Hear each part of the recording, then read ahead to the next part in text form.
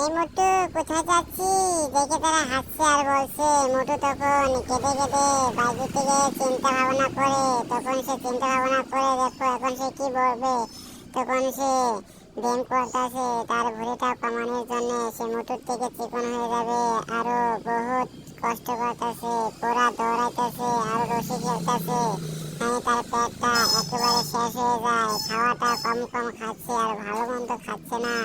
এখন দেখো দৌড়াচ্ছে কিভাবে ঝরণ কাটে খেলছে, ব্যায়াম করছে, দেখো বুক ডাউন দিচ্ছে কি সুন্দর করে। আরো এখন দেখো বক্সিং লাভ করছে, তার বডিটা যেন পুরো হেভি হয়ে যায়, তাদেরকে দেখাবে সেই কারণে সে পুরো মেহনত করছে। এখন দেখো তার বডিটা কিরকম হয়েছে, এখন পুরা তাগড়া হয়েছে। এখন তাদের বগলে যাবে, তাদেরকে কি দেখাবে। দেখো সে চলে যাচ্ছে এখন তাদেরকে দেখাতে।